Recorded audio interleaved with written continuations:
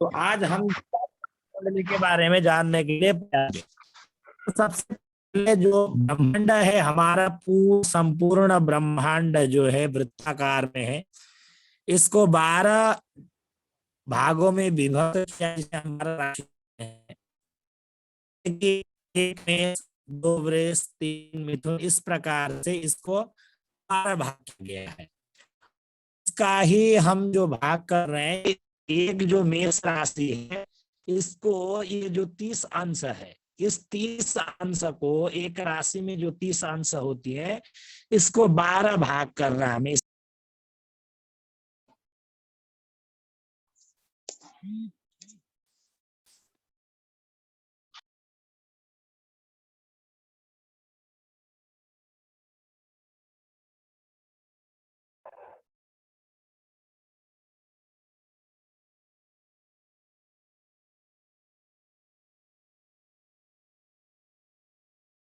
Net slow हो गया था।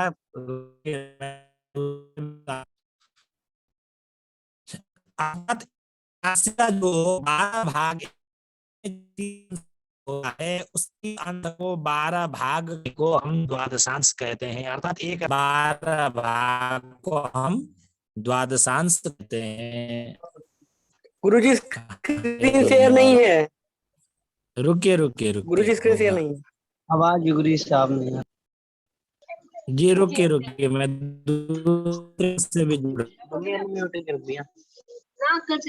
हेलो हेलो म्यूट कर ले। चलिए, तो द्वादशांश कुंडली अर्थात एक राशि में जो 12 बार विभक्त करना।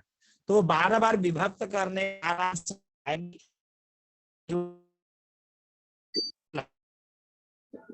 करेंगे तो 2.5 के पड़ेगा। तो आपकी आवाज नहीं आ रही गुरुजी के लिए।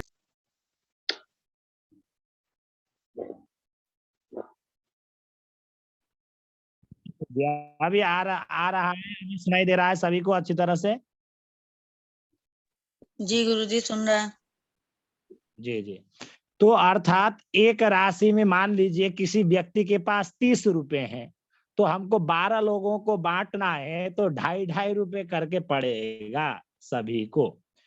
मान लीजिए एक राशि का जो 30 अंश है इसको हमको 12 लोगों को बांटना है, तो 2.5 अर्थात 2.5 रुपए करके पड़ेगा। 12 लोगों को देंगे तो 30 रुपए होगा। जैसे कि मान लीजिए पहला 2.5, दूसरे में 5 हुआ, 2.5 5 हुआ, फिर 2.5 5 में 2.5 जोड़ेंगे तो 7.5 अंश हुआ, फिर 7.5 अंश में फिर 2.5 जोड़ेंगे तो 10 अंश हुआ।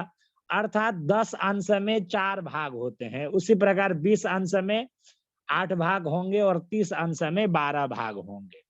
2.5 का अर्थात कोई भी ग्रह किसी भी राशि पर बैठा है तो कितने अंश पर बैठा है इसको जानने के लिए 2.5, 5, 7.5, 10, 12.5, 15, 17.5, 20, 22.5, 25 और 27.5 और 30, इस प्रकार से 12 भाग किया गया है। तो 12 भाग 30 का 12वां हिस्सा होगा 2.5 होगा। इतना ही जानना है बस।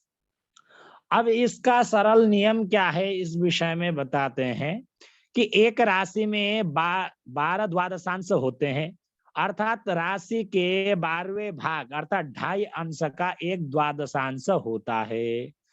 द्वादशांश गणना अपनी राशि से ली जाती है। जैसे मेष से और वृष राशि में बैठा, वृष से वृष का, मिथुन राशि में बैठा तो मिथुन से, कर्कट राशि में बैठा तो कर्कट से, उसी राशि से ही प्रारंभ होगा।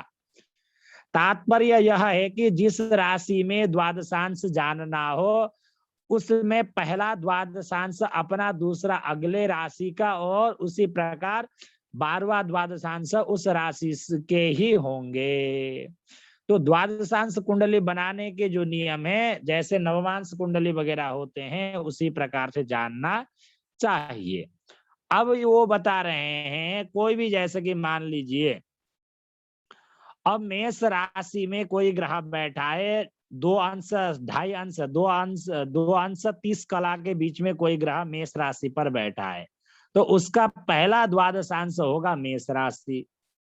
मान लीजिए कोई मेष राशि में 5 अंश के बीच में बैठा है, तो द्वादशांश होगा वृष राशि का, उससे अगली राशि वृष का। और 7.5 अंश के बीच में कोई ग्रह बैठा है, 5 से लेकर के 7.5, तो मेष राशि का तीसरा द्वादशांश होगा मिथुन राशि। तो उसी प्रकार 10 अंश के बीच में होगा, 7.5 से 10 अंश के बीच में कोई कुंडली में बैठा होगा, वो चतुर्थ द्वादशांश होगा मेष राशि से चौथा राशि। तो यहाँ उदाहरण के तौर पर दिया हुआ है, कहते हैं कि लग्न दिया है, कर्कट लग्न समाप्त करके सिंह राशि का 23 अंश 25 कला 27 विकला है। तो द्वादशांश बोध चक्र में देखने पर सिंह राशि में, अब देखिए ये सिंह राशि का आपका 23वां, 10 नंबर 10 तक चौथा होगा, 20 तक 8वां होगा और 22 तक 9वां होगा। ठीक है, 22.5 तक। फिर 22.5 से लेकर 25 तक 10 नंबर का द्वादशांश होगा।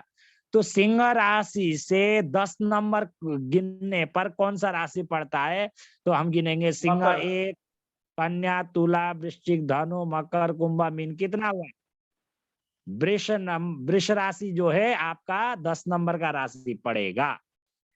ठीक है, क्योंकि मिथुन आपका 11वां पड़ेगा, कर्कट 12वां होगा। तो सिंह राशि से 10 नंबर वृष राशि हुआ। अब देखिए सिंह से लेकर के आप यहां तक मीन तक आपका 8वां हुआ, फिर उसके बाद मेष और वृष मिला करके आपका 10 नंबर हुआ। तो ये 23 अंश जो दिया है, 23 अंश 25 कला 27 विकला दिया है, ये सिंह राशि का बोध। तो ये लग्न मान जो दिया है, तो ये जो द्वादशांश कुंडली का लग्न बनेगा वृष राशि का लग्न बनेगा। अब यहां लिख दिया है द्वादशांश बोध चक्र पर देखने पर सिंह से 10वां द्वादशांश वृष राशि का है। अब सिंह राशि से 10वां देखिए, सिंह राशि से 10वां गिनेंगे। अब ये रहा सिंह राशि से, इससे 10 नंबर का राशि पड़ रहा है, देखिए ये 2 नंबर का वृष राशि पड़ रहा है, 11 नंबर का मिथुन राशि और 12 नंबर का कर्कट राशि पड़ रहा है। तो सिंह राशि से 10वां द्वादशांश आपका जो पड़ रहा है वो वृष राशि का पड़ रहा है, तो इसका लग्न जो होगा वो वृष राशि का लग्न होगा। तो यहाँ लिख भी दिया है, देखने पर सिंह से 10वां द्वादशांश वृष राशि का है, अतः द्वादशांश कुंडली की लग्न वृष राशि होगी। स्थापना पहले के समान किया जाएगा। अब यहाँ बोध ये चक्र दिया हुआ है, तो वृष लग्न हुआ। अब यहाँ उदाहरण के तौर पर एक कुंडली है, इस कुंडली में सभी को समझ में आ जाएगा। सभी लोग म्यूट कर रहे हैं, अनम्यूट किसी का भी ना करें। अनिल पंडित जी म्यूट कर लें अपना। तो अब हम जानते हैं इस कुंडली के माध्यम से तो द्वादशांश कुंडली क्या बनेगा। गोलू झा जी म्यूट कर लें। तो अब हम देखिए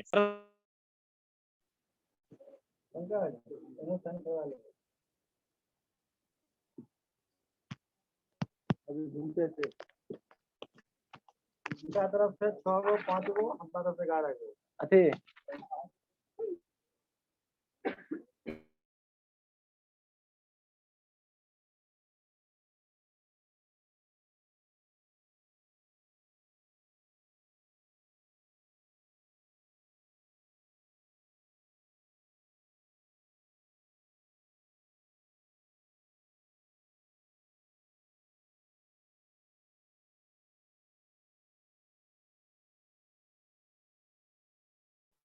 इसका द्वादशांश कुंडली कैसे बनाए, इस विषय में हम जानने के लिए प्रयास करते हैं।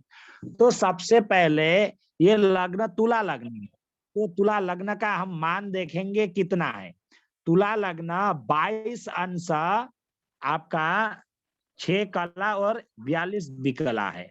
अब इसका देखना है, अब इसमें द्वादशांश बनाने का वही फॉर्मूला बनाया था, 2.5 का पहाड़ा आपको याद हो जाए या 2.5 रुपए याद हो जाए।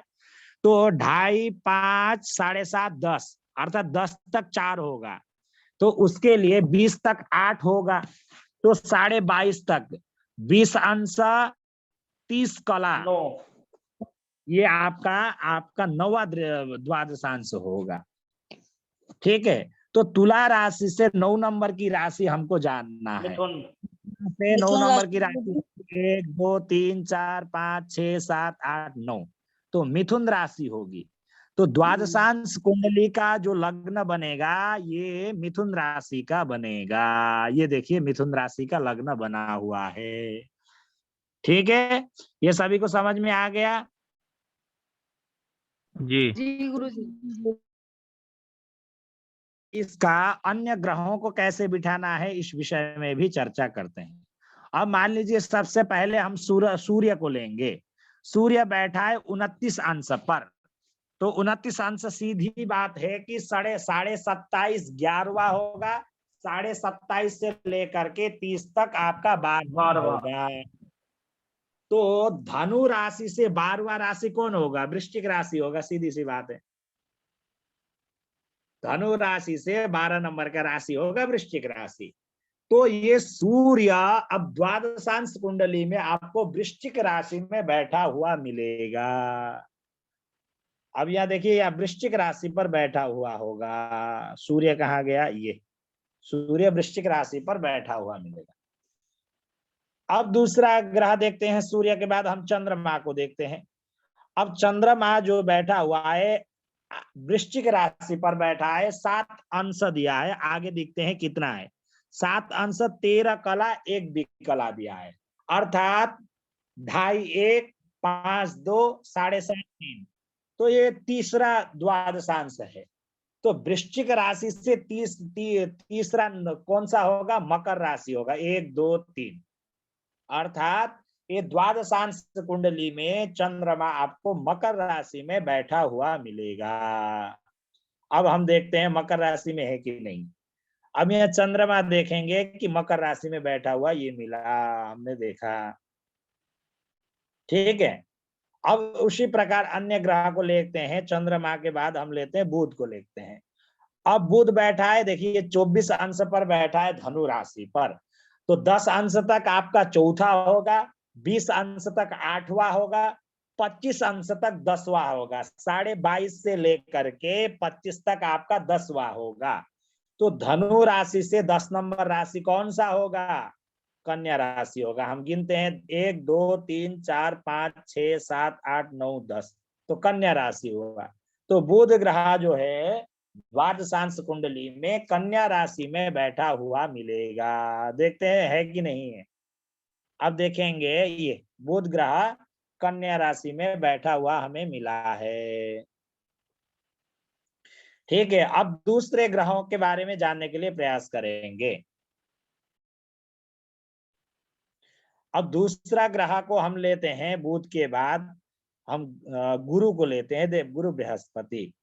अब बृहस्पति जो बैठा है इस कुंडली में सिंह राशि पर बैठा है, 16 अंश पर बैठा है।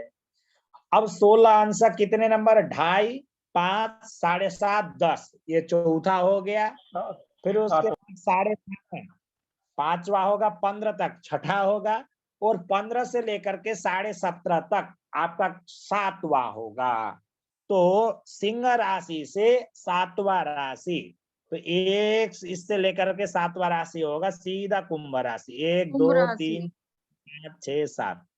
तो बृहस्पति अब ये कुंभ राशि में बैठा हुआ मिलेगा।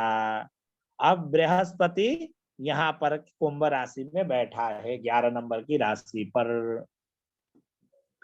अब दूसरा उदाहरण लेते हैं, गुरु के बाद हम शुक्र को लेते हैं। अब उसके बाद ये कुंडली में शुक्र जो बैठा है आपका ये कुंभ राशि पर 3 अंश पर बैठा है, तो 2.5 तक आपका पहला होगा और 5 अंश तक आपका दूसरा होगा। तो ये कुंभ राशि से दूसरा राशि अर्थात द्वादशांश में बैठा हुआ मिलेगा, मीन राशि पर बैठा हुआ मिलेगा।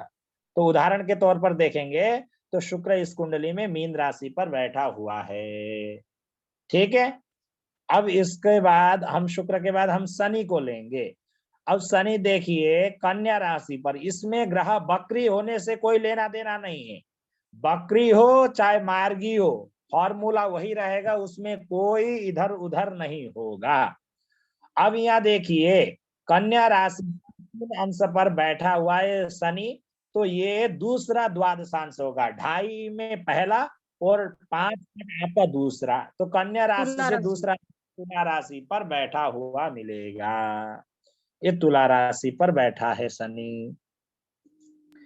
अब ये द्वादशांश कुंडली से क्या क्या विचार किया जाता है, अर्थात व्यक्ति को माता पिता का कितना सहयोग, माता पिता का सुख उसके जीवन में कितना प्राप्त होगा, क्योंकि व्यक्ति के जीवन में उन्नति के लिए कहीं ना कहीं माता पिता का अगर सहयोग बच्चों को अधिक से अधिक नहीं मिल पाता है, तो जीवन में वो पुत्र या पुत्री ज्यादा तरक्की नहीं कर पाती है।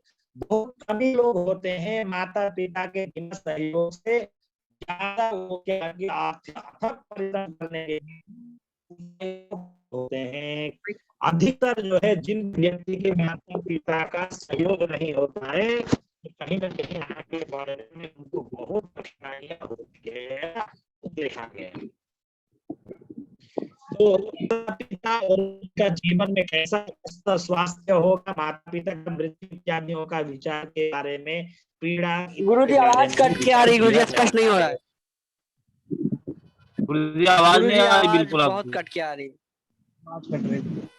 बहुत ज्यादा कट में गुजरात में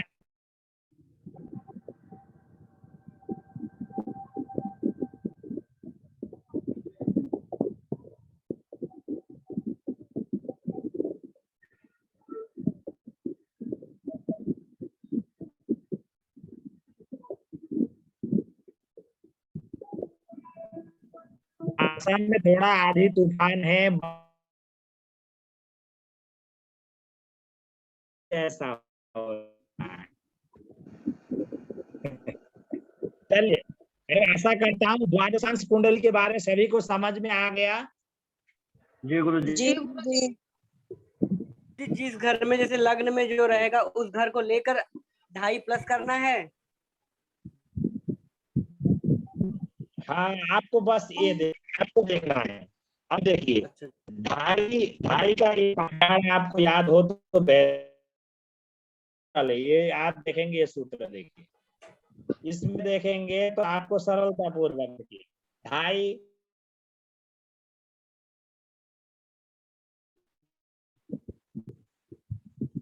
एना के मैं याद किया सी सूत्र देखियो,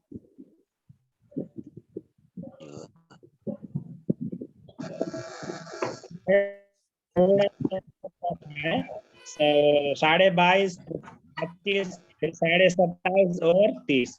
ठीक है, एक राशि में जो 30 अंश होती है, उस 30 अंश को भाग करना है उसी को। तो ये मानव जीवन में माता पिता का माता पिता का शुद्ध होगा,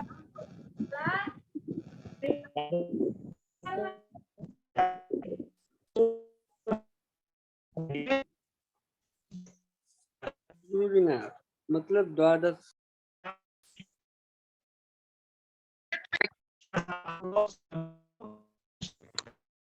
आवाज नहीं आ रही है बिल्कुल भी। गुरुजी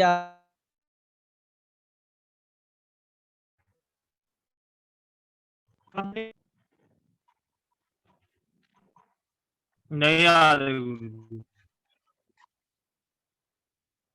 अरे चलिए कोई बात नहीं, आज थोड़ा नेटवर्क डिस्टर्ब कर रहा है, दूसरे मोबाइल इसी से मैं जुड़ता हूँ। चलिए, दो से जुड़ने के बावजूद भी समस्या कर रहा है। चलिए, हमने द्वादशांश के बारे में जाना, तो आगे हम थोड़ा सा कल जो हम विषय पढ़ा रहे थे उस विषय को थोड़ा और चिंतन मनन करते हैं, जो विवाह से संबंधित विषय था। ठीक है, द्वादशांश कुंडली आप इतना ही नोट कर लीजिएगा, इसका जो है 2.5, 5, 7.5, 10 और 12.5, फिर 15, फिर 17.5, फिर आपका 20, फिर 22.5, 25, 27.5 और 30। इस प्रकार से 12 भाग आपको जानना चाहिए। गुरुजी इसका PDF कल हमने पढ़ा था का हाँ लग्न जी। स्पष्ट करना एक उसका बार भी- बता दीजिए।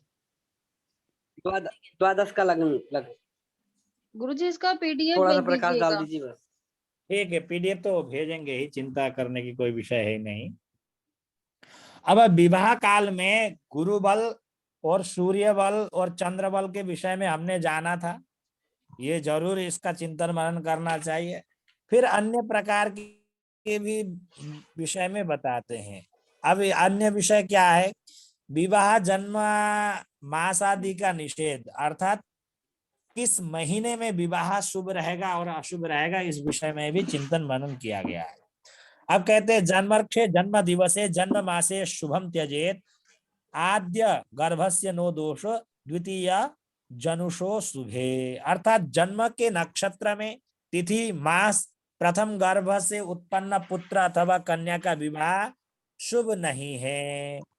द्वितीयादि गर्भ में उत्पन्न संतति का विवाह आदि जन्म नक्षत्र तिथि अथवा चंद्र मास में भी हो तो शुभ है। आपको इतना ध्यान रखना है, चाहे पुत्र हो चाहे पुत्री हो, ज्येष्ठ संतान हो, तो विवाह का दिन आपने जो सुनिश्चित किया है वो दिन वही जन्म नक्षत्र पड़ रहा हो या जन्म तिथि उस दिन को पड़ रहा हो या जन्म मास उसी दिन पड़ रहा हो, तो वो त्याग देना चाहिए उसको। उस दिन जो है नहीं, विवाह कार्य संपन्न नहीं करना चाहिए। अगर द्वितीय गर्भ हो तो जन्म नक्षत्र पड़े, तिथि पड़े या जन्म दिन भी पड़े तो कर सकते हैं, उसके लिए त्याज्य नहीं है, वो विद्वानों ने कहा है। फिर आगे ज्येष्ठ मासादि के विषय में चिंतन करके वो बताते। ध्यान, मान लीजिए लड़का भी जो है ज्येष्ठ संतान है, लड़की भी ज्येष्ठ संतान है, दो ज्येष्ठ हो गए और ज्येष्ठ माह में विवाह नहीं करना चाहिए, त्रिज्येष्ठ में विवाह कार्य नहीं किया जाता है। कहते हैं जन्म मासे तिथो भेच विपरीत दले सती कार्य मंगल नित्याहुर गर्ग भार्गव शौनकाः। अर्थात परम आवश्यक में यदि, म्यूट कर लीजिए कृपया, शीघ्र म्यूट कर लीजिए जिनका अनम्यूट है। सुमित जी, वजरंग शास्त्री जी, म्यूट कर लीजिए।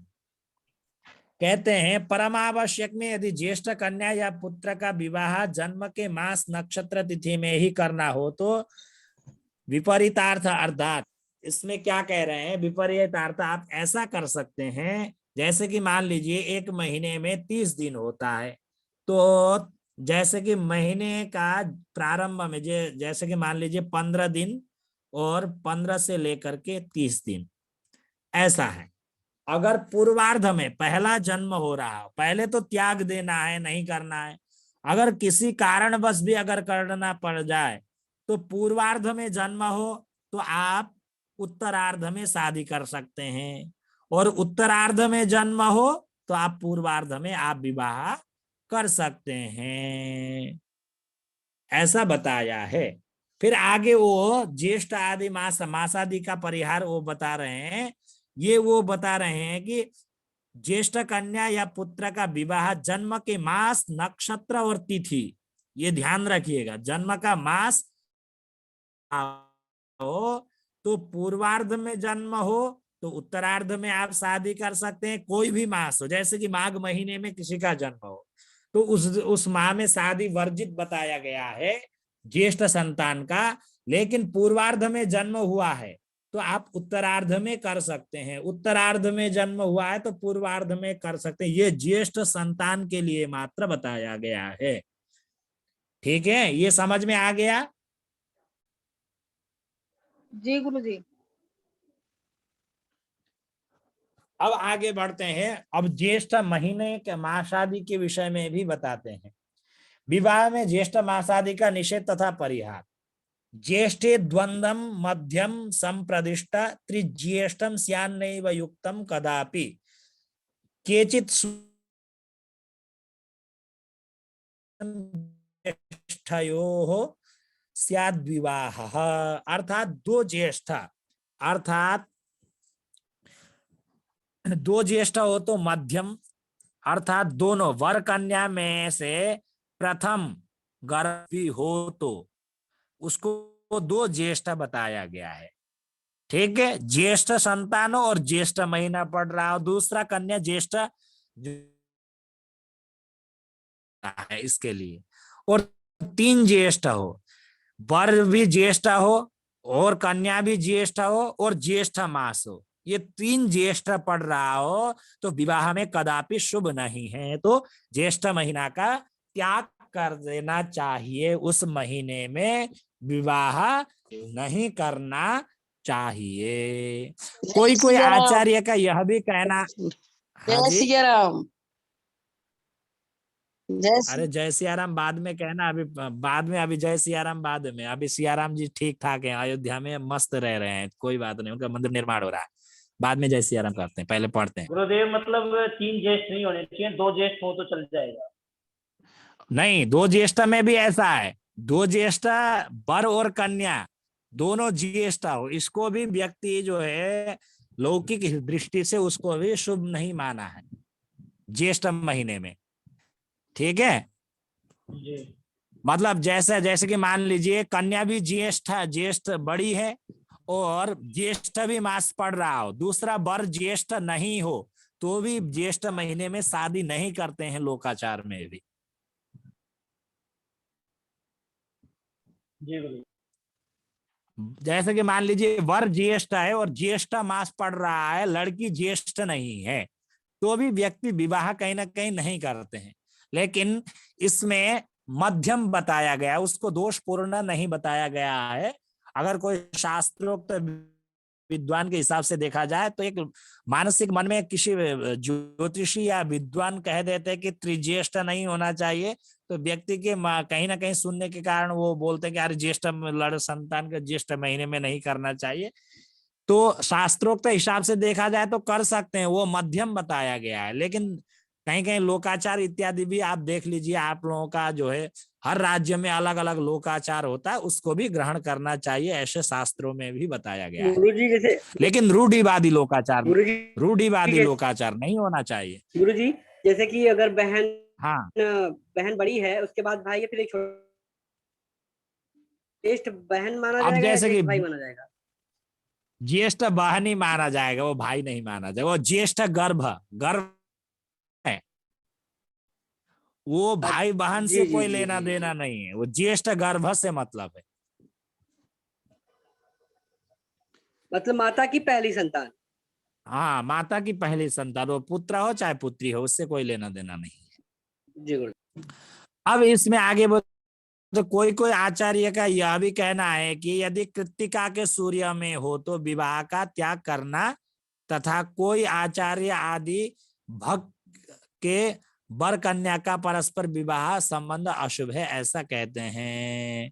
तो ये कहते हैं कि कृत्तिका नक्षत्र जो है सूर्य का नक्षत्र है, कृत्तिका से प्रारंभ होता है जो विंशोत्तरी महादशा, तो कृत्तिका नक्षत्र में अगर सूर्य रहते हो तो भी उसको विवाह ऐसा नहीं करना चाहिए, ऐसा आचार्यों का भी ऐसा मत है।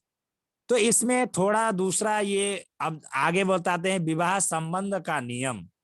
तो इस विषय में वो कहते हैं अपने कुल अविभक्त कुटुंब में पुत्र के विवाह से, ये ध्यान रखें, अपने कुल में पुत्र के विवाह से 6 मास पर्यंत कन्या का विवाह नहीं करना चाहिए, तथा कन्या के विवाह हो आपके घर से तो 6 मास तक मुंडन नहीं करना चाहिए।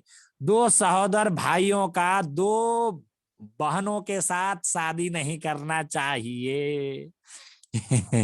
ऐसा भी बताया है, ऐसा करने से घर में महाभारत होता है। ठीक है, 2 सहोदर भाइयों को 2 सहोदर कन्या से नहीं करनी चाहिए।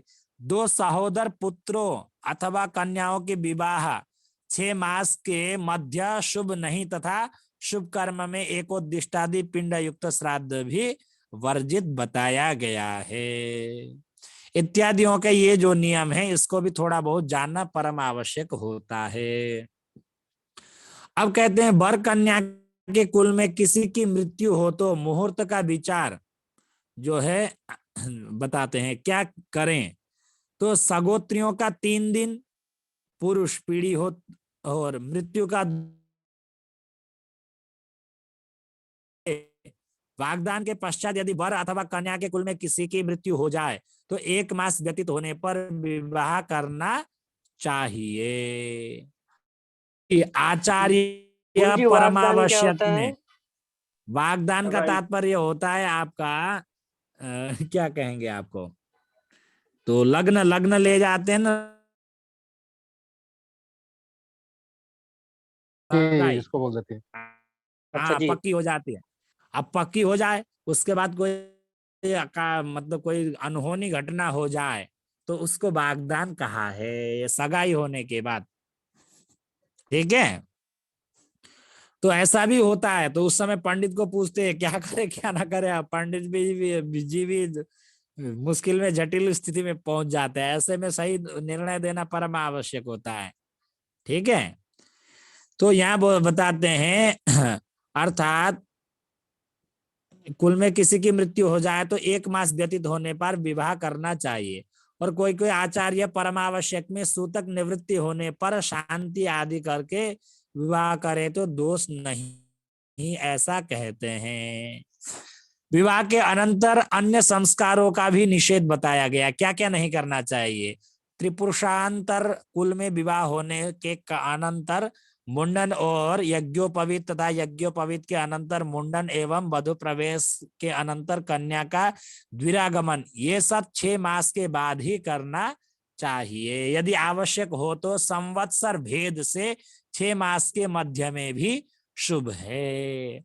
अब ये उनका कहना क्या है कि त्रिपुरुषांत कुल में विवाह हो, अर्थात 3 पीढ़ियों के अंदर विवाह हो, तो होने पर 6 मास पर्यंत मुंडन संस्कार जो है घर में परिवार के बच्चों का, जो हम तीर्थों में ले जाकर के कराते हैं या कहीं भी कराते हैं, जिनका पहला मुंडन संस्कार होता है, और जनेऊ धारण जो यज्ञोपवीत संस्कार कहते हैं, और वधु प्रवेश, घर में जो वधु द्विरागमन जो करते हैं, वधु का प्रवेश करना, विवाह करके लाना, कन्या का द्विरागमन, ये सब 6 मास के बाद ही करना चाहिए। अब ये इसमें एक भेद क्या है, जैसे कि मान लीजिए संवत्सर भेद हो तो कर सकते हैं, उसमें अशुभ नहीं बताया गया है। अब मान लीजिए संवत्सर हमारा चैत्र शुक्ल प्रतिपदा से संवत्सर जो है क्या होता है, परिवर्तन होता है। हर उसमें गुजरात में अलग है, दक्षिण भारत में अलग है और उत्तर भारत में अलग अलग है। ठीक है, तो कोई किससे मानते हैं, कोई किससे मानते हैं। हम लोग तो शुक्ल चैत्र प्रतिपदा से संवत्सर का वो चीज मानते हैं। मान लीजिए किसी का माघ में, ठीक है, माघ महीने में वो चीज हुआ है, तो फाल्गुन महीना आपका दूसरा हो गया, और फाल्गुन के बाद चैत्र हो गया। अब चैत्र मास के बाद जो है आपका संवत्सर परिवर्तन हो रहा है, तो संवत्सर परिवर्तन हो रहा है 3 महीना बाद, तो आप कर सकते हैं, ये आपको जानना चाहिए। संवत्सर भेद हो तो आपको उसमें दोष नहीं लगेगा। ठीक है, समझ में आ गया। जी गुरुजी। जी गुरुजी। या तो संवत्सर हाँ बाद करना चाहिए मुंडन इत्यादि आदि कर्म। हाँ, संवत्सर जो है, संवत्सर में परिवर्तन हो जाए तो आप कर सकते हैं। अब यहाँ वो आगे बताते हैं, उदाहरण यहाँ दे रहे हैं। संवत्सर 2015 माघ मास में किसी के कुल में विवाह हो तो संवत्सर भेद से 3 माह पश्चात वैशाख में मुंडन आदि का कार्य किया जा सकता है, कारण वैशाख संवत्सर आपका 16वां हो जाएगा। ठीक है, क्योंकि माघ महीना में आपका 15 संवत्सर था, तो जैसे कि माघ के बाद माघ, फाल्गुन, चैत्र, वैशाख आपका 4था महीना हो गया, तो संवत्सर परिवर्तन हो गया। अब इसमें दुष्ट नक्षत्रों में उत्पन्न के बारे में वो बताते हैं। आश्लेषा नक्षत्र में उत्पन्न कन्या पुत्री अपनी सास के लिए जो हानिकारक है, तो उसके लिए जरूर शांति करना चाहिए आश्लेषा नक्षत्र में।